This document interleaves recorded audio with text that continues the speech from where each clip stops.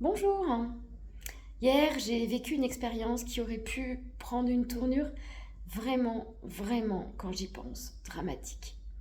Je vais vous expliquer tout ça et à travers ce que je vous explique, je vous propose de revoir les consignes de sécurité par rapport à l'utilisation d'un licol qu'on appelle éthologique, de son vrai nom, licol corde. A tout de suite. J'ai décidé hier de travailler l'embarquement avec Jay, mon cheval.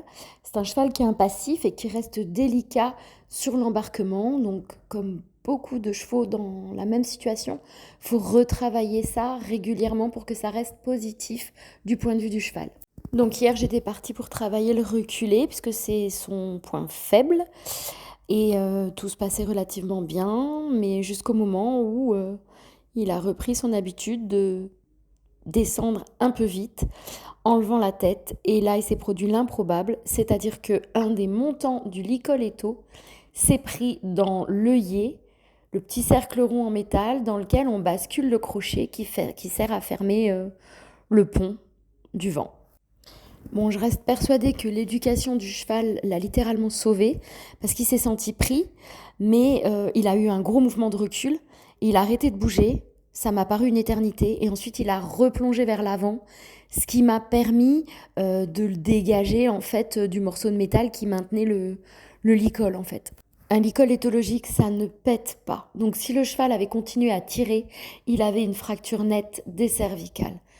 Aujourd'hui, ce que je peux vous dire, c'est que la vétérinaire a constaté des lésions superficielles sur les membres, des coupures qu'on va soigner et le cheval va être isolé au box pendant quelques jours. Au niveau des cervicales, pour l'instant, il est très raide. Au niveau de la trachée également, puisque le licol a serré là aussi, au niveau de la gorge.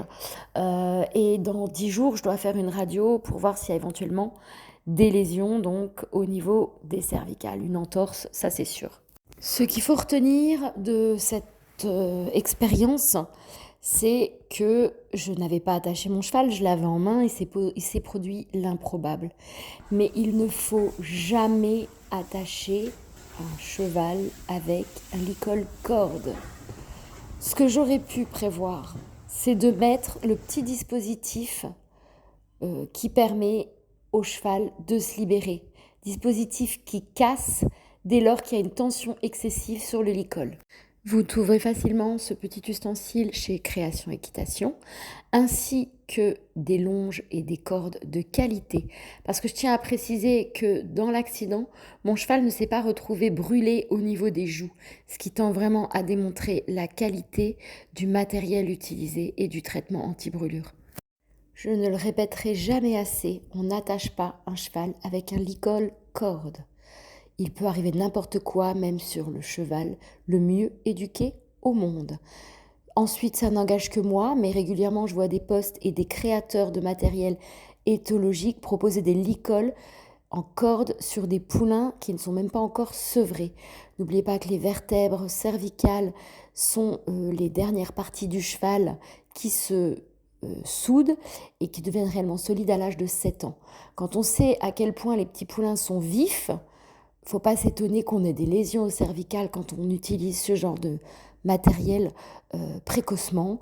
Moi-même, je suis diplômée, je prône l'éducation, l'intérêt pour l'éthologie, mais je n'utilise pas forcément des licol cordes sur tous les chevaux que j'ai au travail.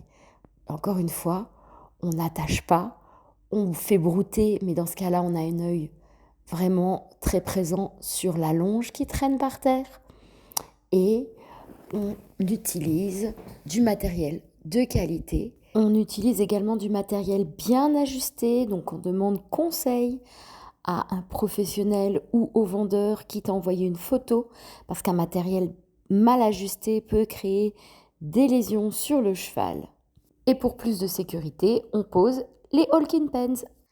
J'en ai fini pour ce post, j'espère qu'il vous aura plu et je vous dis à très bientôt sur Création Équitation.